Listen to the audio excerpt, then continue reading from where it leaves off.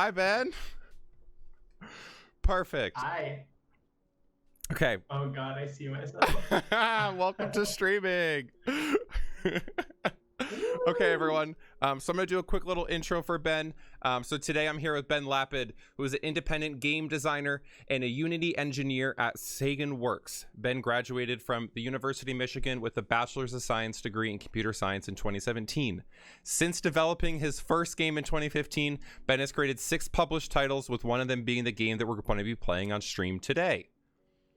Ben comes from a diverse background in a mix of mathematics and design, which makes his career choice perfect as a game developer and Unity engineer. First and foremost, Ben, thank you so much for being on stream today and being here with us. I'm excited to really delve deeper into your experience and everything about you. Is there anything that I missed from your bio that you want to talk about? No, you make me sound so impressive. Because you are so impressive. Like, it's huge. I don't think people hype themselves up enough, so I'm glad that I was able to hype you up. Well, I'm happy to be here. Sweet. See, Doc, everyone's agreed. Everyone thinks you're really impressive, so you don't have to worry about that at all. Yeah, it's beautiful. I cannot wait to show you all the game. Ben sent me, I think it was like, what, 24 stills, 35 stills of the game, and it's just like looked like stunning. Thank you. So I'm super excited. Talking about that, where did the idea come from? There Was the Moon. Like, how did you come up with that idea? Give us some background. Fill us in. It's a culmination of like a bunch of different inspirations. The main one I would say would be a game called Cairo. Okay. So Cairo is this first-person exploration game where you solve puzzles and whatnot, and it's told in a really abstract way. Like, all of the environments aren't like concrete; they're just simplistic, like squares, shapes, colors. And I thought that was really kick-ass. I was like, okay, I want to build something like this. And then I mixed that in with the idea that, okay, I want to try telling a story this time around, because that's not something I really do in my games. And I was like, okay, we're going to make a game about the moon. Yeah, because one of the other games that I was looking at of yours was just like a simple point-and-click adventure one. I think it was the one you created in 2015. It was Disco. Oh, yeah, that. Yeah, I did some deep digging. Digging. You're like, wait, what the fuck? Yeah, that's like a Flash game that you could play now, actually. Like, the link should still be live. Oh, sweet. Okay. It's an arcade-esque game. Literally, Darude's Sandstorm plays in the background in like a chiptune style.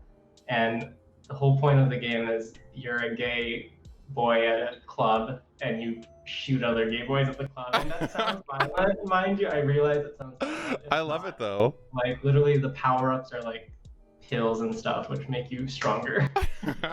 I kind of love it. It's like being at a real gay bar, just gotta like pop some pills, do a little poppers, run around, shoot the other boys, like a typical night.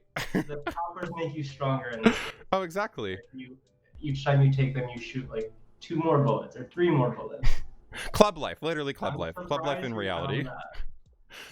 So like, when taking that inspiration, did you feel that like your game mimics it, or do you feel like it's a new development and that is like is that style of like minimalistic, or?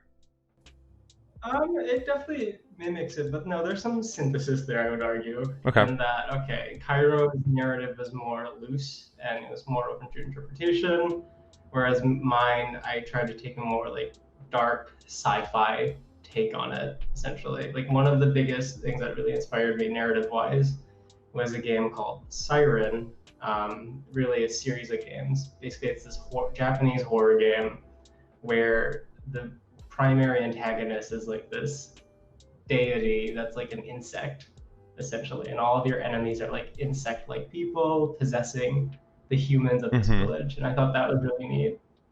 So I riffed on that, or I tried to riff on that. Do you consider, like, what categories do you consider There Was the Moon under? Because like Steam has it kind of like bare bones basic, adventure, indie, casual, first person, puzzle. Like, doesn't really tell me a whole lot. Like, is it horror? Is it, what do you? atmospheric exploration game. Okay. That's the tag that best describes it, I think. I mean, granted, on my side of things, Steam doesn't give developers that many like tags. Like you got to work within their Mm-hmm. confines. But yeah, it's an atmospheric exploration game. There's some light puzzling elements. Um, yeah. Because I watched a little bit of the gameplay when it first came out. You had a really, really popular streamer. I think his name was Vine Sauce, who streamed the game. Yeah, And I yeah. watched maybe like 30 seconds of it because I knew I wanted to play it and I didn't want to spoil it. There was this huge, beautiful butterfly. I have no idea where that is in the game. But I saw that scene and I was just like, as soon as I saw that scene, I was just like, okay. And then I quickly messaged you at like 11 p.m. at night. Do you want to talk about that experience? Like, did you know him beforehand? So a game, I don't know him personally, but he picked a 2018 called Other Side. Okay. And that game, it's free. It's available now. You can pick it up. It's honestly, it's a 10-minute sci-fi thriller. That's as best as I can describe it, where you essentially mess around with this portal-like device. You hop between dimensions, and you figure out like, oh shit, like I'm actually interacting with this alien device. These aliens own this device. They're upset with me for some reason, and he found that I think naturally. I think it just came up on his itch feed. That's where Okay. I posted it, and I think he never even contacted me saying Oh, that like, wow. oh, I made a video of your game. It's on YouTube. Someone else actually reached out to me and was like, hey, I saw your game being played by Vinnie here on YouTube. You should go check it out. And it resonated with his viewers, I think. I mean, the video garnered a lot of attention. Yeah, because it was like, as I was during his stream, he had 14,000 people watching, like, play your Yeah, game. he's huge. He comes Yeah. from YouTube. I think he was a big YouTuber, and then he started doing streaming when that started picking up. So, like, since then, have you, like, reached out to him at all? Did you, like, send copies and a thank you note? No? I know. I mean, I think he found There Was the Moon by virtue of me posting about it on Itch, where he found my original game. Hey, that's And so exciting, though. It same means, thing like, that's happened. using. He gave me no warning. I just got like a notification from a friend saying, "Hey, he's playing the Moon game," and I'm like, "Oh shit!" I love that you keep calling it the Moon Game. Like, I think we should just, like, change the title at this point. Just be like the Moon Game. Honestly, that could be the code name for it. The code name for it, you know, like the hashtag the Moon Game. Yeah, There Was the Moon is a lot of words. I like Moon game. Moon Game. Okay. So when you were working on the game, I don't know a lot about game design. That's not really like where my background is. Like, which programs did you learn to use it? Did you use to like make the game? Or because like I know Adobe Photoshop and Illustrator, and that's kind of like where my background is. But I don't know anything about game design. So I do use a bit of Photoshop, especially when I'm doing like 2D. But primarily the game is being built within an engine by name of Unity. Okay. And people have probably heard of Unity before. You see it like when games start up from time to time. Yeah, it's a free game engine for the most part, and you could do so much with it, honestly. It's gone really far. I would compare it to even the Unreal Engine, which is another really popular. It's more of a AAA engine, but Yeah. more and more indies are picking it up. But yeah, I use Unity to actually plug all the pieces together and make the game go. When I'm building things like 3D models, I use a program called 3D Studio Max. Essentially, it's your standard, it's like Photoshop, but for 3D Okay. objects. Cool. Yeah, that's primarily where I work, and also pen and paper, notepad. Yeah. I mean, To organize thoughts. so like when you're in those programs, like what's the easiest thing that you had like to do, and like what's like the hardest things to do in the programs? The easiest thing to do is like, I don't know, importing like an object in. Like once I've had it made, like it's as easy as dragging and dropping my staircase into the game world. Oh, that's so cool. It's like Right, kind of like right. Sims almost, but it's like Sure, yeah. They really do make it intuitive in that way. Hardest thing I would say is the fact that when you like start a project, it's just this blank screen, and you literally have to you have to build something.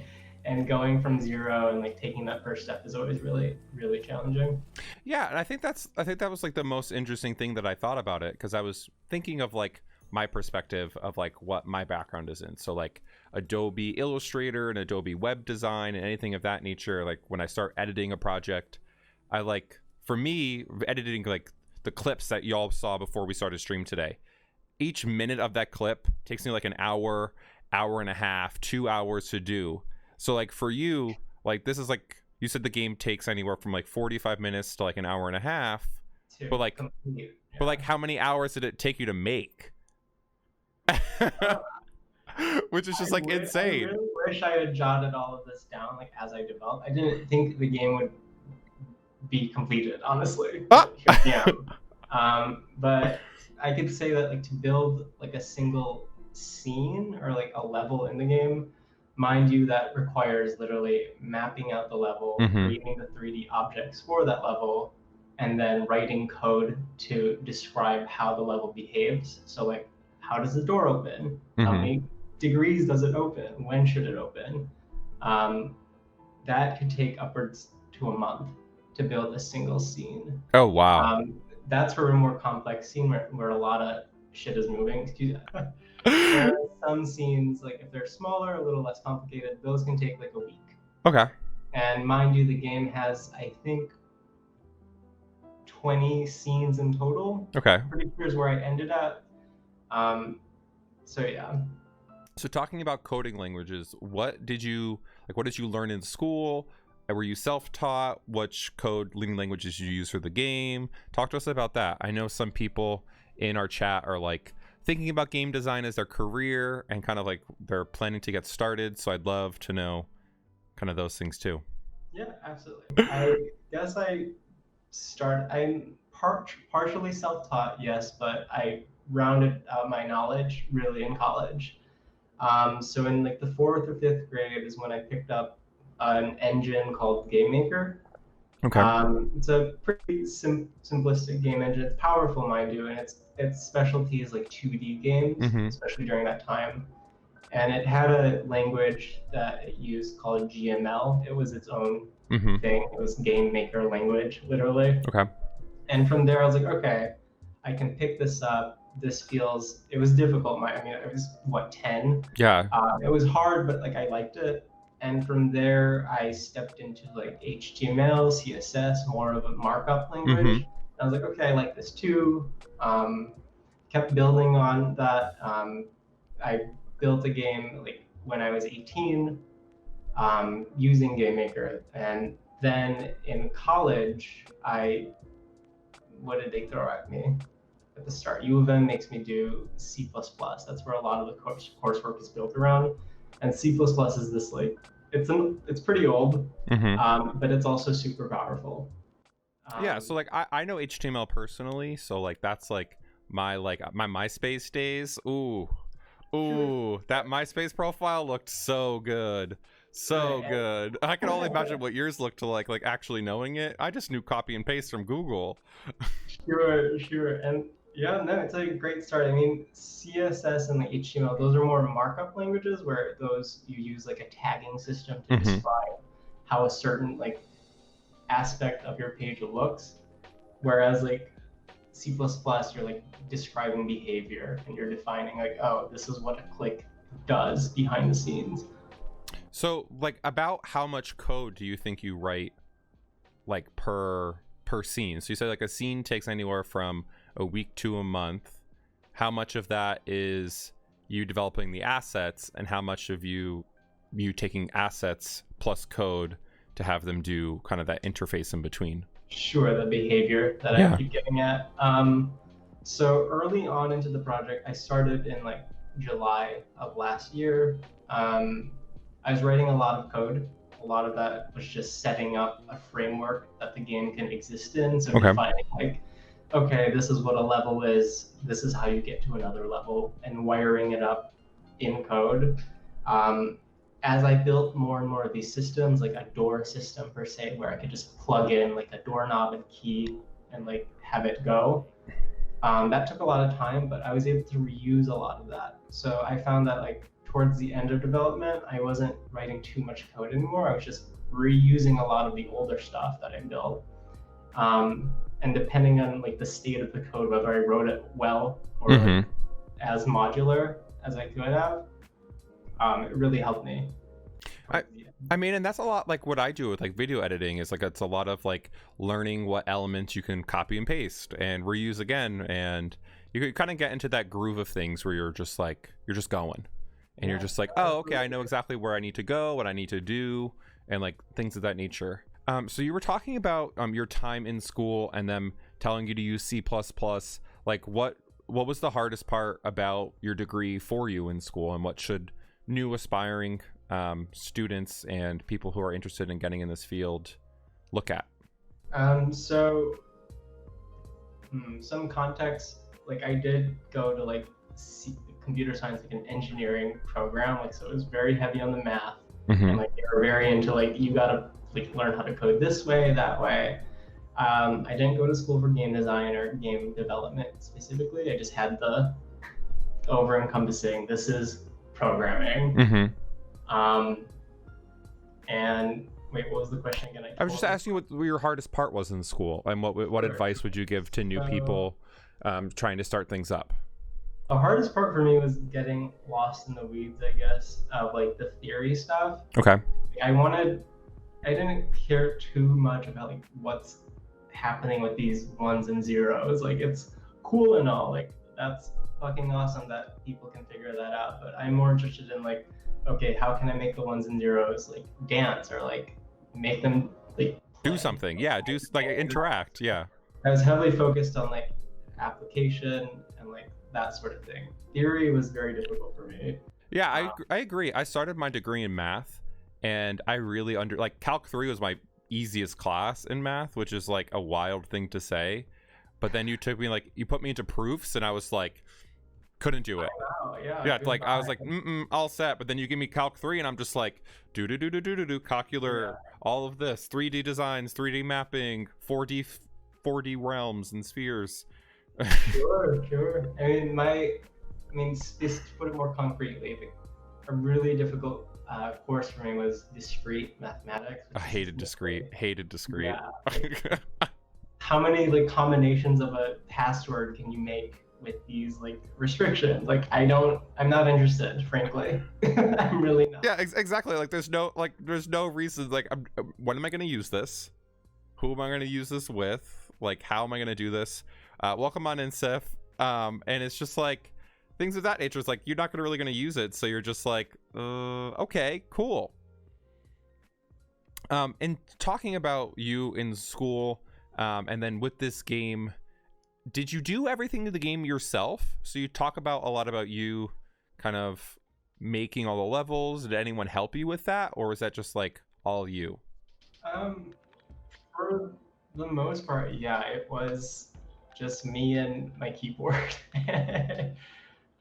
The only thing that I like don't make myself is music or anything audio. Like I'm inept, but I am resourceful. I found a really great site where you pay them like $100 a year. You subscribe essentially to get access to this library of premium sound effects and like background music.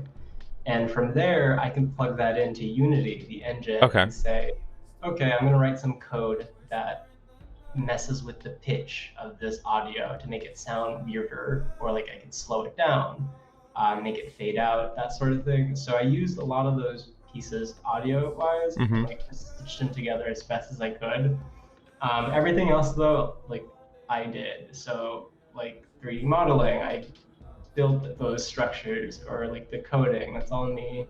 I did rely on a lot of like third-party like plugins, I don't know if you can call them that, to basically say like, okay, here's a plugin that makes lighting or volumetric lighting, which you see a lot of in the game actually. Volumetric lighting is where gamers call it God rays. It looks beautiful. Everyone always talks about like the sparkle effects, because we're playing God of War, the newest one, and particle effects. Everyone's like, ooh, particles. Yeah, Unity provides a really good framework for building your own particle like systems, and you could also like build those out yourself. I haven't personally. I just use what Unity gives me. But Mm-hmm. again, I pride myself in how resourceful I am in getting these things to like Hey, just kind of mesh together. that's the real thing. It's like, why put more hours in and put more work in if someone's already built it? No, absolutely. It helped immensely to go for the vision I was going for. Yeah. So talking about that vision that you had, um, with the main character, do they have a voice? Is it mute the entire time? Like you talk about the story that's being developed. So my thought is like, are there voice actors involved in telling this story? Is it you and maybe there's a surprise appearance of Zach's voice somewhere in the game, He or wishes. he does wish. Okay, good to know. Good to know that eventually on your list of things is to have Zach be a voice actor in a game. And if I you would need a love second voice, you call me. Cool. that. You see, we're getting this on film, everyone, so we're Of course. documenting it for the future. Perfect. Yeah. But there is no like voice acting in the game at all. Okay. That's honestly, I wish there was. That's more of a product of like financially what I wanted to do with this game, and Yeah. like I came into this with like no dollars. So I Mm-hmm. was like, okay, I just want to build this as easily, as cheaply as I can. So voice acting was cut, Yeah. and in favor of more just let me write some text, throw it up on the screen, so that the user can ingest it that way. And that seemed to work just fine. I mean, I think that speaks to the indie nature of what I'm doing. Yeah, and I think that's fine. Like, honestly, I don't think that's an issue. And I don't think that for a lot of people, closed captioning, like we have it on the stream here today, and I use it whenever I play a game. So it's definitely one of those things where it's not unheard of. With that in mind, these sound effects, I'm waiting for the time then Zach's going to start borrowing them for his stream, because that hasn't happened yet. You have these library of sound effects, Yeah, I do. but someone's just, not using them. I mean, a lot of it is like weird though. Like, when Is it I'm weird? looking at these effects, it's like angelic harmony, warble. Like it's just weird. I'm going to stuff. start thinking of the weirdest shit. I'm going to send you DMs at like 2 a.m. I'm going to be in bed, and I'm just going to be like, do you have a sound effect for monkeys crying over a spilt pile of milk? And you're just be like, oh yeah, 1 second. Sent. I just might. So with you cutting voice acting and not being able to kind of have that as an aspect of the game, what was the hardest part about the game for you? So my hope is that you're not going to spoil it at all. So since we're going to play it today, I consider myself a shit writer. Like, okay. I have no storytelling ability or narrative ability. That's kind of what I wanted to like prove to myself with this project. Okay, like let me try doing something that lets me explore that some more, so I can develop some skill. It was the hardest part. Okay. Like just staring at a blank document and coming up with words to describe the world that the player is experiencing. I think I did okay. I'm proud of it, but it was definitely really challenging. It sounds really challenging. You're essentially doing 5 or 6 different tasks. You're developing it from scratch. You're the author. Right. I did pick up like a book for like video game storytelling, read through that for some tips. I mean, it was just essentially boiled down to like a character arc, which is like, okay, I learned that in high school. That still doesn't help me. So I just had to sit down, do it. I actually used Zach a lot to help proofread and figure out if something sounds cheesy. Okay. So he was really helpful in that way. Yeah, and I think having a second opinion a lot of times is what we need. I know when I edit videos, and I'm going to keep going back to that because that's kind of like the biggest relationship that I have with development, is that I always send it to someone before I post it. And I was like, is this good? Is this good? Right. And then they're like, no, it's not. And I'm just like, okay, back to the drawing board. Or it's like, yeah, it's awesome, and we really like it. No, for sure. So that's good that you have your partner in crime who's able to kind of give you that direct knowledge that you need. Oh yeah, I'm absolutely grateful. In talking about your partner, how did you manage that ever-growing relationship between you and Zach, working on your game, participating in Zach's streams, things of that nature? So you probably met me, like you probably met me by seeing the back of my head. Literally, I met you by you literally working on your game in the background of Zach's streams. And then you popping out of nowhere because of someone used channel points forcing you to kiss Zach. Sorry, encouraging you to kiss Zach, not forcing. Right. Yeah, it's definitely hard. Like I want to remind people that this is not my full time. I'm not a game designer full time, not a game developer full time. I have a 9 to 5. I have my own job. I wish I could do game design full time. That'd be really cool. Hey, who knows? Someday. Yeah, that's the goal. It's the goal. But it's a lot of juggling, and sometimes I drop the ball. A lot of the times, as Zach could probably tell you, I don't know what else to say. It's hard. No, it is hard, and I don't think people realize that like for people who stream full time, like I stream full time. I would do 90-hour weeks, and and only 25 of that is me on camera. Exactly. So I can only imagine you with a 40-hour job a week, plus a relationship, plus moving. Yeah, I'm glad I'm not like developing anything right now. The only thing I'm really working on right now is like art and stuff like that. Yeah. But yeah, it's definitely challenging. I'm stretched thin. I'm being pulled from everywhere. Like everyone wants my attention. Yeah. I just deal with it. I guess I'm finding that I think I'm getting better at it. At least my baseline for how much I can handle is higher. I would hope. Zach, please check me if you will. But yeah, I remind myself that this is, even if it's hard, like this is how I want to live. This is what I want to do. So I continue doing it. I mean, you sold 100 copies already. Like, first and foremost, that's huge. Yeah. No, as an indie developer, your game's been out, what, almost 2 months now? No, just a month. Just a month. 100 copies. Like, if you're not in here hyping this up, because that's huge. And I don't think you realize that. Or maybe you do and you're just being bashful, but like, that's huge. I think that's really impressive. Thank you. I have to remind myself of that. I've taken a step back as like moving took everything out of me. Yeah, no, it makes. But I'm really happy that it's at over 100 sales. It's honestly, that's like a milestone for me. Like within the first month or two, have this many sales. What's bigger, honestly, I haven't really told anyone this, but like the goal was to get 500 wish list for the game within like the first month. I'm currently sitting at 1,700 wish list. Holy cow. Yeah. That's huge. Folks, if you're not wish listing this game right now to boost that number up even higher, exclamation mark host in the chat. Zach didn't even know that. That's some real tea here on the stream today. Folks, if you're not following Ben on Twitter, please make sure you do that. And please make sure you are wish listing the game if you are enjoying this conversation today and learning more about Ben. But that's huge.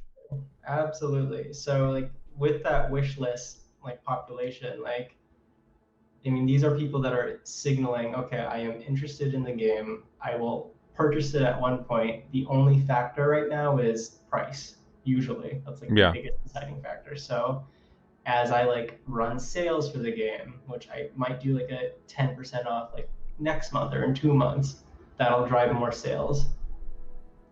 And honestly, that's just the name of the game, like long tailing the sales until the game fizzles out. Yeah, exactly. So in talking about, you said that you had some goals. You said your goal was 500 wish list. You didn't mention anything about sales goals. How do you measure success with the game after creating it? It's hard to measure, honestly. Like I did early on in the project, like 3-4 months in, I wrote up like a Google Doc, essentially outlining like here's what success could look like. And looking back at it, it was arbitrary. Like how was I supposed to know that 500 was attainable? Clearly, I didn't know because I'm at 1,500 now. So I have no experience selling something at this scale. So I just threw numbers down. I was like, okay, I have these numbers. Here's how I'm going to try meeting those numbers in terms of like marketing efforts. So that's like through Twitter or reaching out to streamers like you, and that sort of thing. I honestly, can't make myself more clear. I didn't really know what I was doing. Hey, and that's fine. A lot of Yeah. us don't know what we're doing the first time. And I think Right. that's like great advice for anyone like listening and watching, is that like your first game can be a flop. Your first stream on Twitch can be a flop. Your first Twitter post, your first TikTok, your first whatever you want it to be can be a flop, or it can be a huge success like this. Right, right. So I'm feeling around in the dark here. I still am in a way. Like I'm about to start up a new project. Don't know what the hell I'm doing, but I have some numbers and just concrete data points that are related to myself and like Mhm. what I can do. So I'm gonna go off of that this time around, and hopefully the outcome's a little better. I Or don't think more. that's a bad. I don't think that's a bad idea at all. Right. Um, in thinking about this, do you think that the game was successful in your eyes then? Yeah, absolutely. I'm blown away. um, I still want to like do another couple of rounds of marketing throughout the rest of this year to get me where I'm at. But the big goal now is, okay, can I make 5 grand from this game Mm-hmm. sometime next year?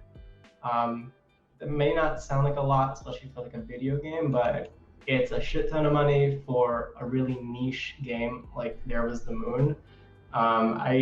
I'm surprised people are like liking it and actually like buying it or like, throwing money at me, but I consider it pretty niche.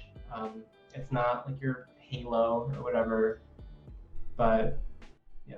I mean, think that's fine. Like, in talking about that, and talking about like you have this goal of reaching $500 in sales. Some things that like I know you and I've talked about a little bit was like you mentioned already. You talking about discounts in the next couple of months, offering a 10% off, offering a 15% off. So if you folks aren't wishlisting it and you are enjoying it, please make sure you are wishlisting it to make sure you grab those sales or pay full price. Up to you. But what other ideas do you have out there? Have you like thought about reaching out to Humble Bundle? Is that something? Yeah, absolutely. I've sent them an email. They have not responded. Love that. Humble Bundle has grown exponentially in the like last 5 years, clearly. Oh yeah. But I get it. No hard feelings. But yeah, reaching out to more distributors itch right now. There's plenty of other markets. I'm one little gay boy here. Hey, and that's fine. Yeah. One person can start an empire. You just have a ton of people Right, following behind you. But yeah, I definitely want to distribute the game to other platforms in time. I looked into Switch, like I made my Switch developer account.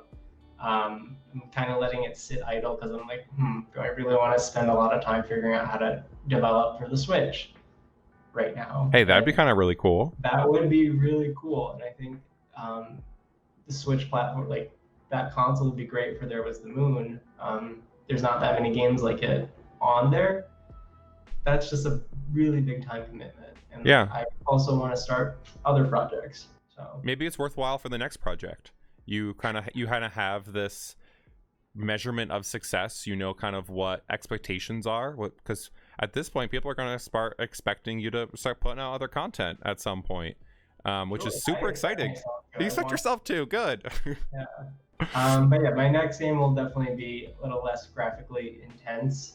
So no god rays, volumetric lighting. But yeah, it's definitely something to keep in mind when I'm developing for a console like that. I know you and I before the stream we talked a little bit about what can streamers do and things of that nature. Do you have any questions for me in regards to that, in regards to publicity and what my expectations are in that regard, things of that nature? Yeah. I wrote a couple things down here, but I guess the biggest, I know like reaching out to you, like I should email you, or now that I know you, I could just like send you a message on Discord. But before that, like, how do you expect indies like myself to reach out? Like, what's the most effective way? So I guess for me, I've had a couple independent developers reach out to me previously about games they wanted me to play on stream. I think knowing and looking at their content beforehand is huge. So I had an independent developer reach out to me. They sent me a message, and in the message, I can probably pull it up. They sent me a message on Twitter, which first and foremost, I would have preferred an email.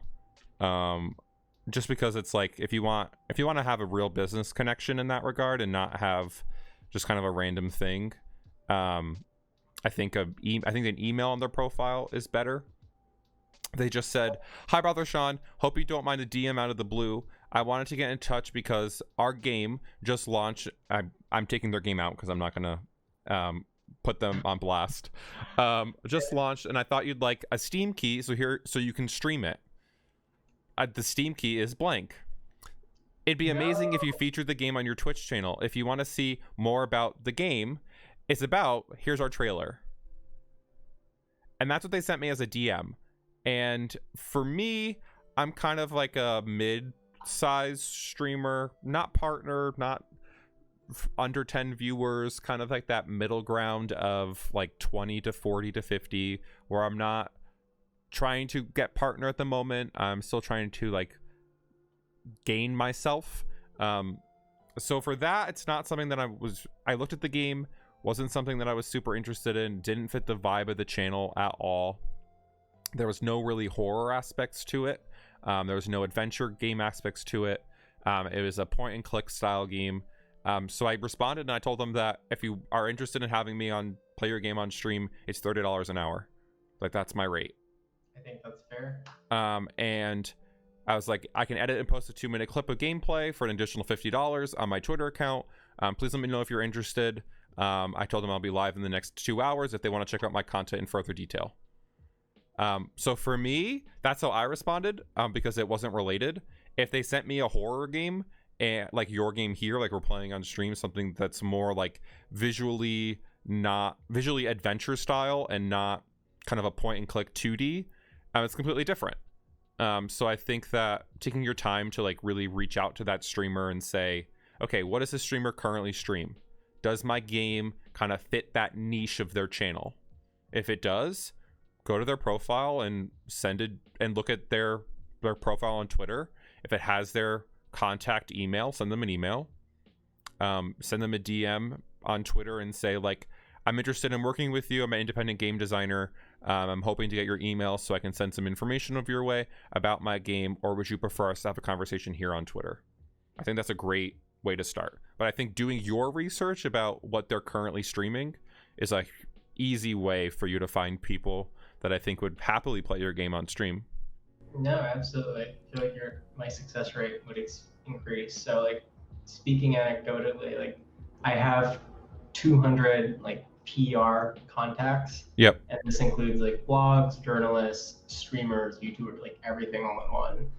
And out of like the 200 people I sent out these emails to about There Was the Moon, like, I would say maybe 10 got back to me in email, mind you. Now, for people I reached out to via Twitter, like a DM, I would say the ratio is more like 50%. Yeah. It's just, I think, easier and more like ad hoc. Like, okay, let's have a conversation. Do you like the game or not? Are you interested or not? Yeah. Done. I think sometimes emails get lost too. I know, so I'm currently working on a brand relationship with Gunner Optics. So I've been emailing back and forth with them and talking to them back and forth on Twitter. And I know from when I emailed them for the first email, I can't put any attachments in that because it's going to go right to spam. Oh, right. So I know that for me, that was something that, like, I was like, I'm interested in setting a media kit with you, talking about my community and giving you some more information. But in order to do that, I need you to respond. So, like, that's like a weird first email, but like, I know how email works. I know I've sent cold emails before. So I wanted to make sure that like it actually got to them and didn't just like disappear. So I'm saying things like that. Like, I do my research when I look at games to play on stream. I think you doing yours, I think is a really easy way to find some people. I know after this stream, I bet there's going to be some streamers who are here in chat who are going to pop over and reach into your DMs and want a copy of the game so they can play it on stream. You can do that using !host to find his Twitter out, so you can go reach out to him. Let them know that I sent you, so you kind of have that already first step in the door. But I think the other thing would be getting your game on Twitch. I know you do that through IMDb. There's like some process and application you have to fill out. So I say that. I think that would be a huge thing just to have it like the category, As a right? category, yeah. Yeah, I think it should be up now. I know one Is is it? up Let's find for out. my older game.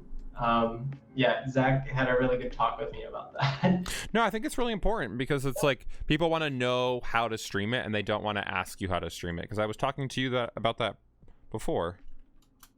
Let's see if it's up. Oh, it is right here. Look at that. Is there a picture up? There's no picture up. Yeah, I know. Later. Hey, we got 2 people who streamed it in the past. There's 1 person who streamed it in the past month. Yeah, yep. And we'll get some clips today. So I'll change the category over to the game to help you out with that. So once we move into gameplay, that'll be the easiest way for us to do there. No problem. But that's definitely something that I would say probably be a really easy way. Is there any other things that you're curious about that? Yeah, so Cool. as an indie developer, like I don't really get to speak to all of my players, you know. Yeah. Like, you're gonna be one of them. But it'd be really interesting to hear about what you think or what your expectations are for a quote unquote indie game. Or like when you think of an indie game, what are you expecting out of it? So I guess for me, when I think of an indie game, so I worked with another, I would say mid-level. I don't know exactly what to call them. We played a game earlier this year on stream, and then when I was playing it, there was glitches constantly in the game, and there was issues constantly in the game. So that was kind of what I was expecting. I was expecting there to be some issues at some point when playing the game.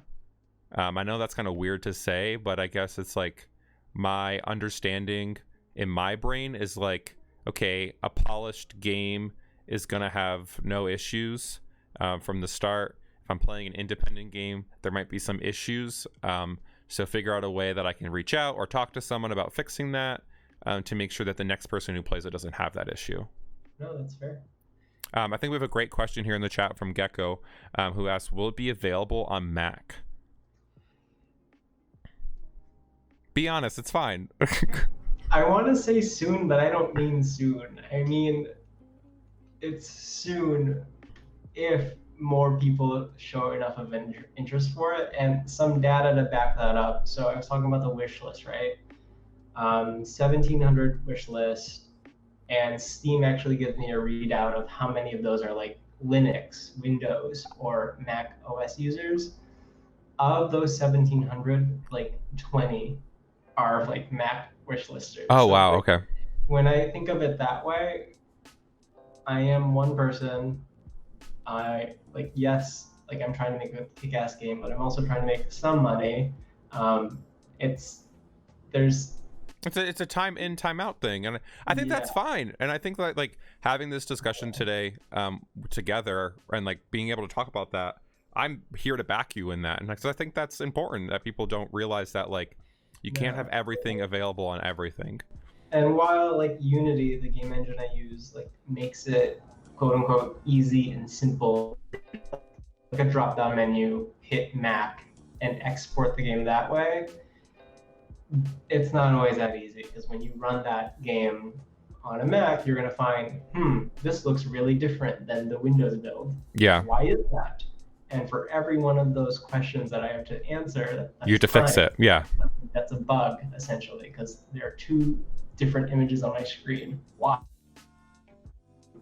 It's a lot of hard work. I do a lot of that at SaganWorks, my current job. Like our app is also made in Unity, mind you, but it's not a video game, or we're not marketing it as a video game. Yeah. But we have the same issues. We're releasing to iOS, Android, Mac, your web browser. It's a shit ton of work. It's not a joke. No, it's not a joke at all. And I think that's perfect. And I think that's a good conversation to talk about, because when I look at games and I go, ugh, I wish this game was on Mac, and I go, okay, well, that's good to know. So it sounds like not even 1%. Is that 1%? 20 divided by, God, math is so hard right now. 20 divided by 1700. That's, oh God, that's not going into Google. I can't do math right now. I think that's 1%. Yeah, It's 1.1%. Yeah, it's 1%. So it's like if 1% of your sales is gonna take you the same amount of time, because you essentially have to go back through the entire game, fix a bunch of things. That's gonna take you probably a month and a half. So by my calculations, like initially I was like, okay, 20 scenes, and dedicate like a day to each scene, make sure it behaves properly. Yeah. So it'd be about 3 weeks to a month. Yeah. And then you need testers because I'm assuming you can't test it on your actual PC, or can you do that? I have a Mac, but it's really old. It's like the 2012 like Retina. So you can't even really test it either. You have to find now someone else to test it at that point, which makes it even weirder. That's cost. If I want to buy it like an up-to-date Mac, like I'm out a couple grand. Yeah, exactly. So now we're just like adding up all these things, and it becomes like, okay, maybe it's not really worth it. And it's unfortunate, but I think maybe in the future you'll see the success of your games continue, is my hope, and that you have that number of Mac users who want to play the game increase. I would love that. That would be really awesome. So if you folks are on a Mac and you're interested and want to make sure that Ben makes more Mac-friendly games, make sure you wishlist games when you see them, if you're interested in them, even though if they're not on Mac. So in talking about you and you doing all this publicity and you talking to people, how has the indie game community been so far? Like, have you reached out to people? Are you involved in that space? Are you involved in that space here on Twitch at all? Okay. So my relations with the indie game community, again in quotes, yeah, most of it has been like through Twitter. Like that's where I found like the indie gamer or indie game devs. Honestly, that's where they live most of the time. And honestly, they've been super inspirational. Like, I mean, Twitter like works by amplifying like really popular shit, as any social media. But some of the stuff that these teams are putting out is so damn cool, and it makes me or puts a fire under my ass because I'm like, okay, I want to make something cool too. Yeah. So it's really good in that respect, but you also, or I have to remind myself from time to time that like I can't expect anything from these other indie game devs. They're all in their lanes trying to like perfect and show people their art, just as I am. So it's hard to like ask to do things, and I have to remind myself, like, you get out of it what you put in. And I will say that I don't really put in a lot into the indie game community other than I participate in like the hashtags to show off my work. So no like real connections there, and that's good and bad, mostly bad, I would say. It's not working in my favor. In the next month or so, when I start my next game, maybe I'll reach out more. Maybe I'll be a little more forthcoming with trying to like build these relationships with other indie game devs, because I mean these people are all really cool. They're all building cool shit that's adjacent to mine. Ben did say next game, and I'm going to ask more questions about that at the end of our talk today. But I think that's important, and I think that there's like in my brain, I'm thinking about relating it to streaming. So like all these streamers are all here all the time. There's streamers who hang out in my chat. I hang out in other streamers' chat. Zach, for example, Zach's a streamer, I'm a streamer, and it's like it's hard for me sometimes to like sit in Zach's stream the entire time because I have a million things that are going on in my head too, and I have things that are going on, and I know the same for Zach to sit during my streams and things of that nature. So I never hold it against him, and I never would hold it against someone for not showing up to something like that. But at the same time, it's useful because Zach can be a great resource, or any streamer can be a great resource to ask questions to, or if I like something that they do, asking how they did it. Have you thought about doing some kind of conglomeracy or some grouping where you say, hey, let's sell our games together on Steam and do a group sale of 10% off both games if you buy them together and things of that nature? So to speak to that, I mean, this is going to get a little political, but which is fine. For this. So I did opt into one of these bundles for games that was raising money for racial justice. It's like the big itch bundle that raised like $3.5 million. I put my game in there to like one, help the cause, and Yeah. two, build more awareness. That was insane. That was a wild. This was during like the riots or Yeah, riots going on and everything in the world that we're all beginning to be educated on or very educated on. I mean, if you're not educated on, please use Google. It's not my job to do Google for you. Please use it. I'll give you the tools. I'll give you the links. Click them. Of course, of course. But like during that month of like when that bundle was like live and being promoted actively, the game Other Side like had a huge exponential spike in like views and plays because it was a part of that bundle. More eyeballs were on it. It was definitely a really good decision to do for that. Do you think you'll do that with this game, something of that nature, where you'll find? Yeah, it needs to fit like what the bundle is like marketing itself as. Okay. So if it's like a bundle about like weird, dark exploration games, then hell yeah, because my game will absolutely contribute to that. But it just, again, I don't organize these things. These are, I mean, I could, but it's not something I want to do. So I'll wait for the chance to come up. Like I keep tabs on the indie community. If I see something, I'll reach out. Yeah, and I think it's kind of interesting. Like if there's other horror, Logan, we haven't played the game yet. If you are reaching out to something like maybe there's another horror or adventure or futuristic based on the images, this is what I've seen of the game, so this is how I'm describing it, of those people, and saying like, hey, do you want to sell our game together? Is that something that happens, or is that something that's completely... No, that absolutely happens. People reach out to me. So when I was back in Michigan, actually, there's a game dev group conglomerate that reached out to me. They're called Locally Sourced, and they're all about like showing off Michigan-made games. So they actually reached out to me. One of the guys there was like, hey, there was the moon, looks kick-ass. Let's promote it together.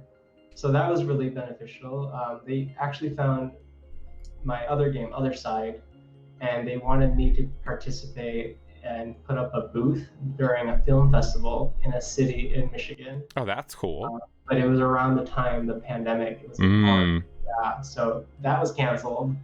But that would have been a really good opportunity to show like the locals, if you will, like, hey, games are being made in your backyard. Yeah, and I think that's really cool. Is that like people don't realize a lot of times of like who's in your area and things of that nature. I know that like once something happens on stream that's like monumental, that'd be really cool that I could share like maybe with the local newspaper and be like, hey, like I'm a popular streamer, I work from home in the area, I've grown this channel through COVID and paying my bills and making things work. So I really wonder like if those like more and more of those things and how that can really help people grow. That's buzzworthy for sure. Do you have any mentors in the indie game community who are like supporting you in this, or is it just you? Is it just you in the mirror? What's going on with that? It's me and my cat Simon. Hey, that's fine.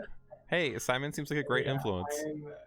When it comes to like game design, game development, that sort of thing, I am self-taught. Absolutely. Like this is something I pursued like on my own in my own time. Because again, I'm interested in it. It's something I want to get good at. I've never really sought a mentor.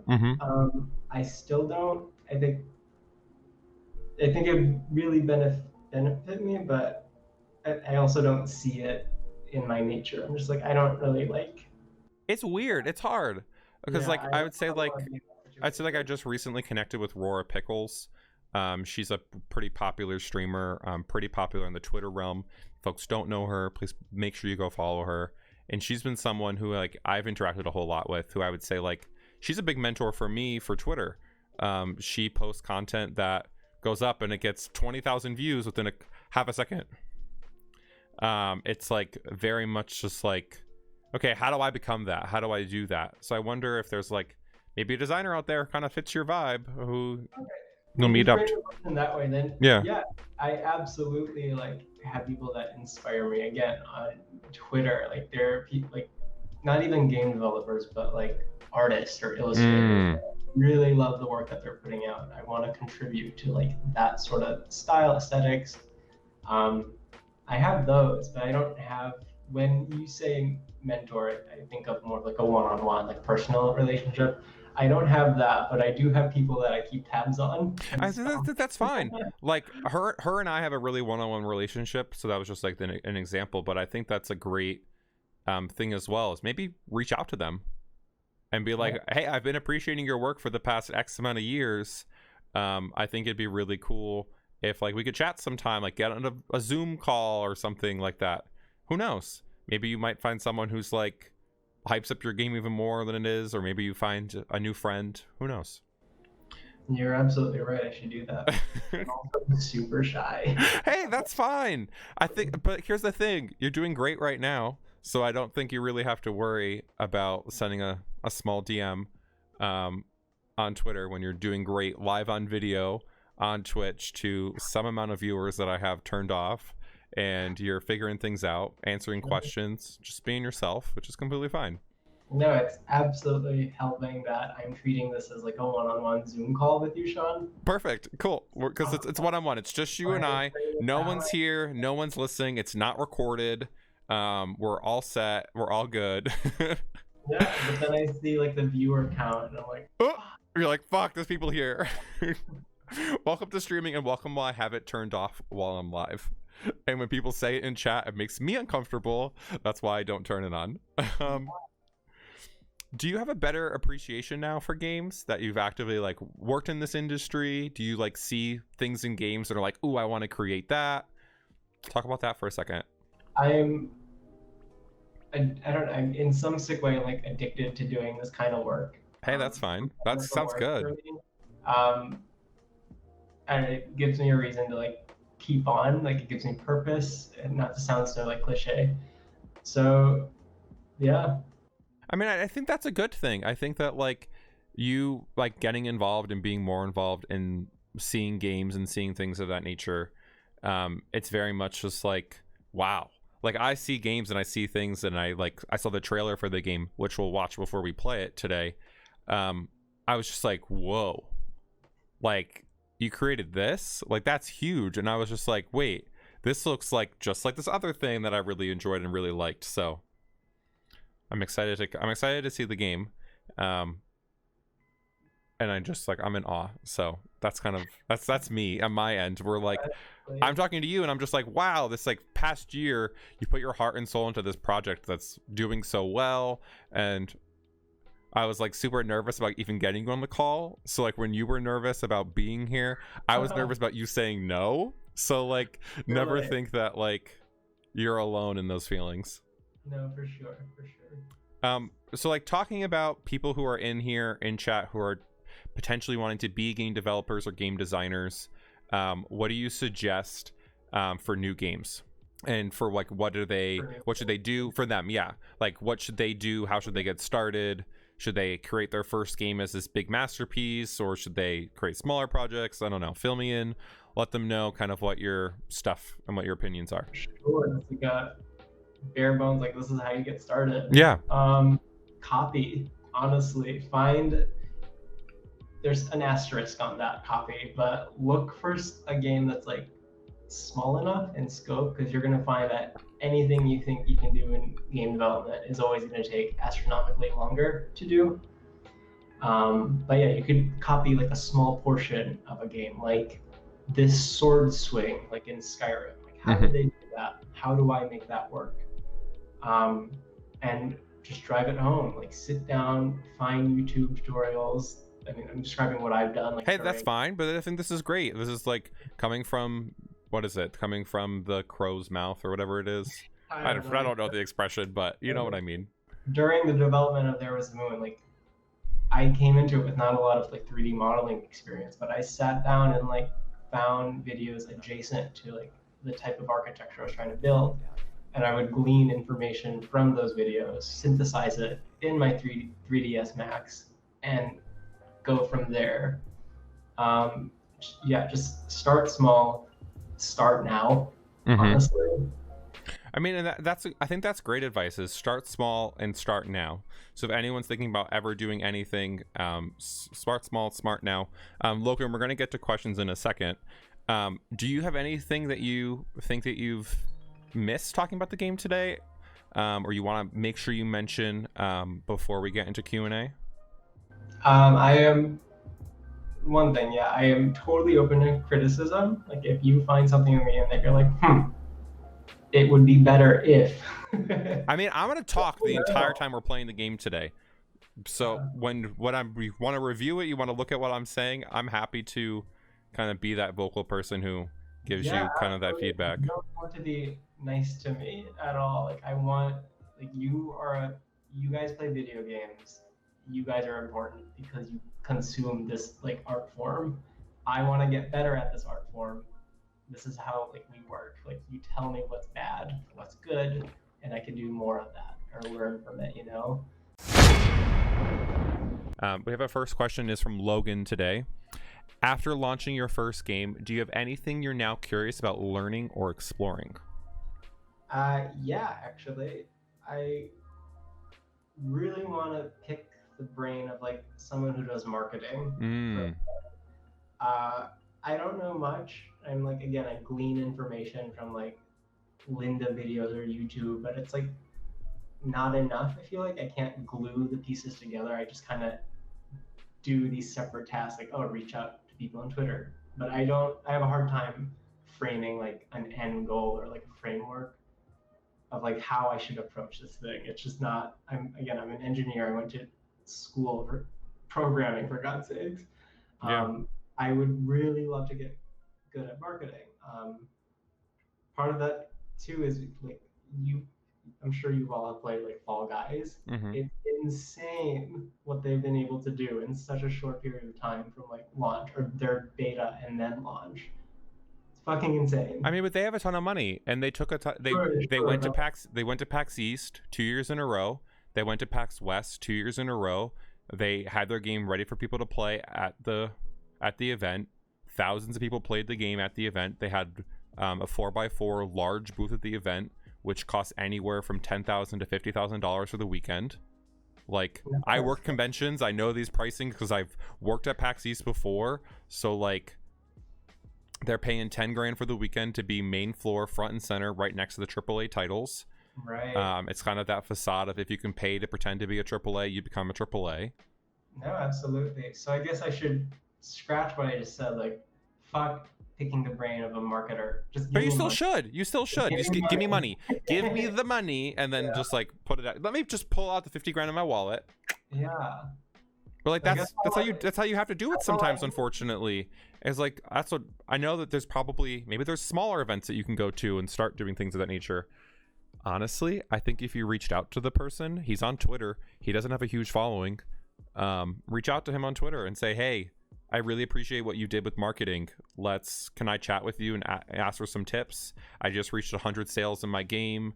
Be honest with them. Like, state some facts. Be like, I have almost 2,000 wish lists. I have 100 sales. Like, I'm not Joe Schmo who has one sale and things of that nature.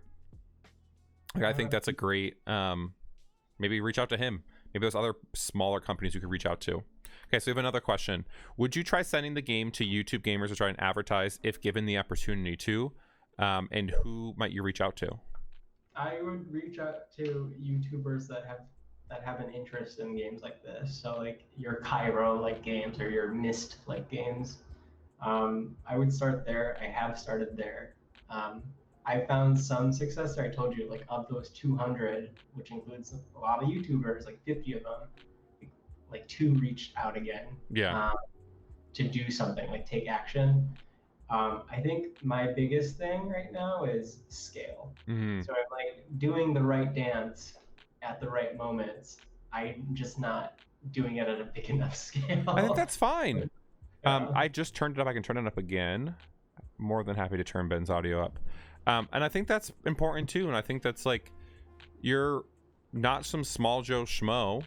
You are slowly developing and gaining space and being a part of this realm, which I think is super exciting. And I think that's one of the one of the things is as you learn to grow, you learn to do things, and you learn that on that end.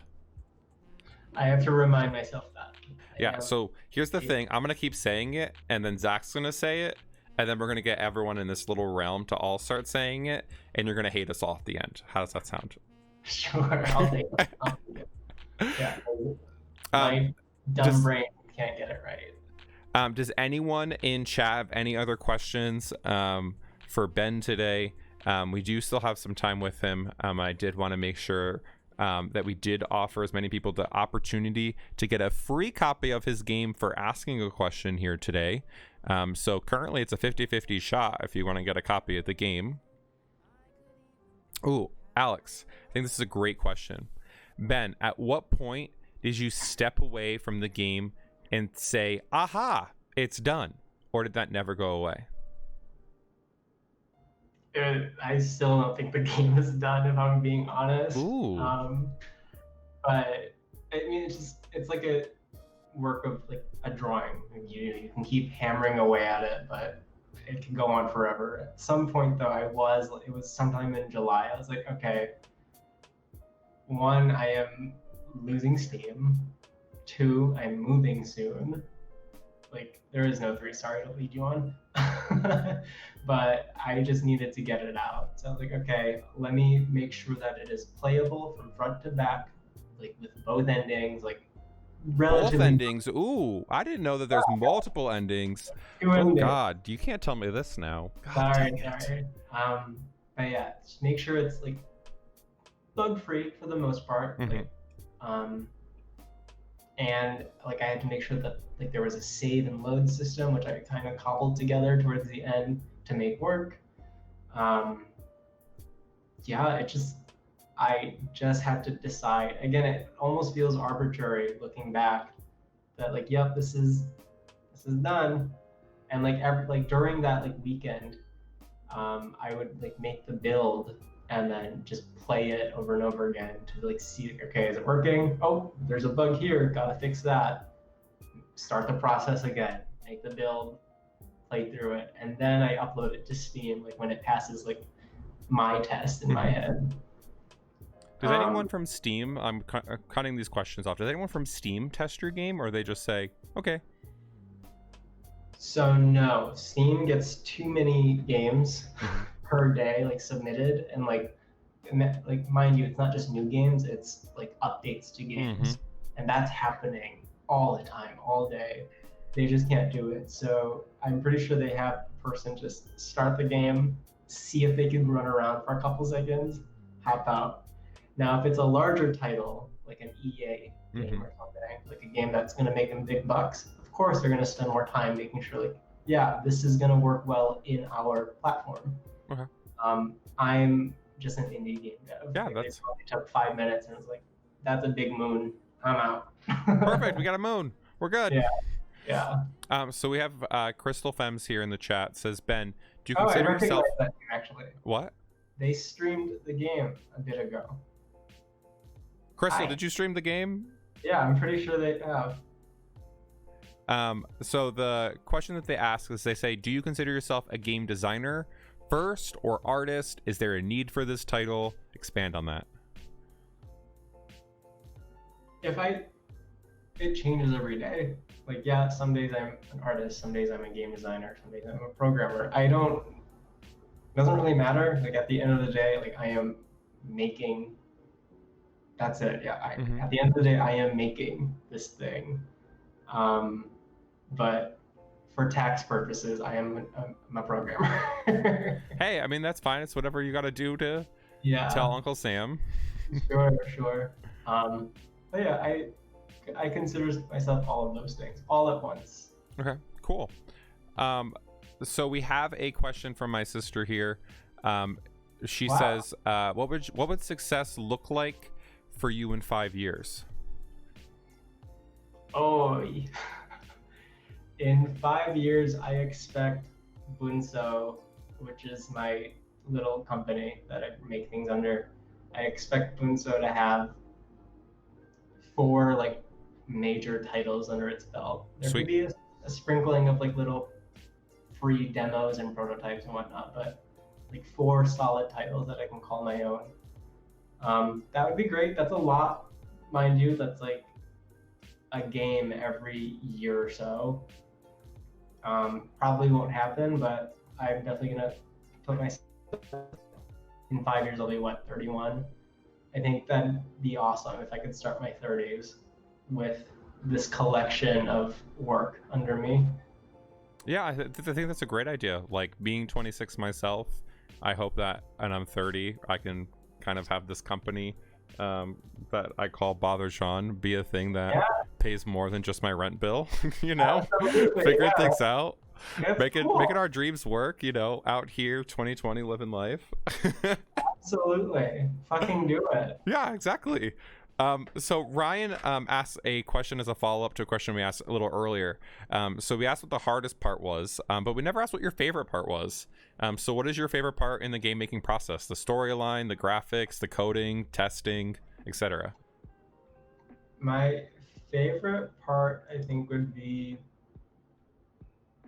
the process or act of taking like these disparate ideas and concepts and somehow coming up with a way to glue them together into a nice, tidy package that you could then like present to people and like, okay, this is the thing I made for you to have.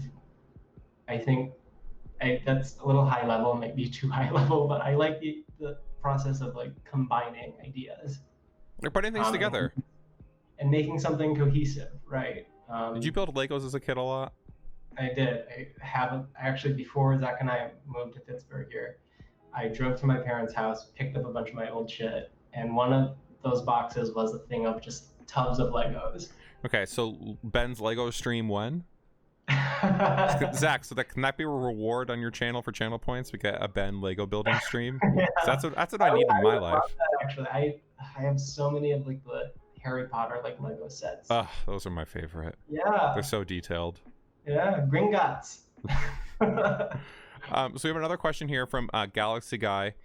I'm going to rephrase it a little bit because we've already talked about it. Would you hope to have a game studio of your own someday, or will this continue to be a side hustle? Was the question.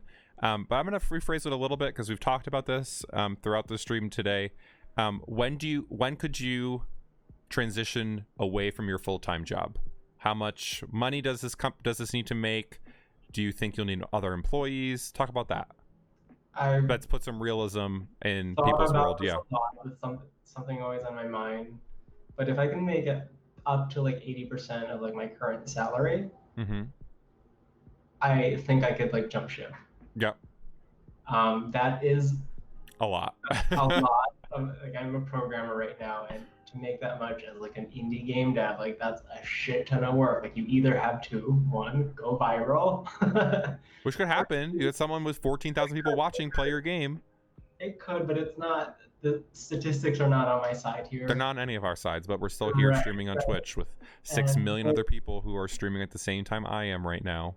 Sure. Trying to do the same thing I'm doing, so. Exactly. But yeah, the other option, which is the one that I'm going to go with, is just keep hammering away and like building things until you have like a library of things that you could like sell, like your own product. And from there, that seems more feasible. It's more realistic. It's slower, mind you. I'll probably grow a patch of white hair before then. But hey, it's fine. It'll look cute. You'll make it work. I think it'll salt and pepper Ben would look really cute. Hey, I'm into it. We're here for it. But yeah, it's gonna take a long time, and that's okay. I'm liking what I'm doing right now. I think that's completely fine. So we have another question here from Yum Salad.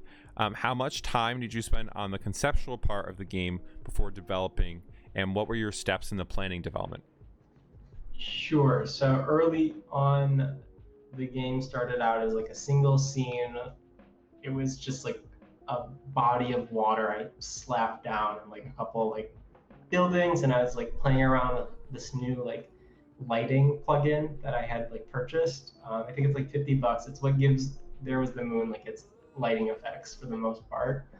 And I was trying to fiddle with that, just experimenting. I didn't know I was making a game about the damn moon, but I fiddled with that for long enough, and I was like, I think I'm gonna like working on this for the next couple months. So I got my sketch pad out, started writing loosely some ideas for like a narrative that I wanted to put together. One of those ideas was, can I tell a story about like a butterfly's like life cycle? And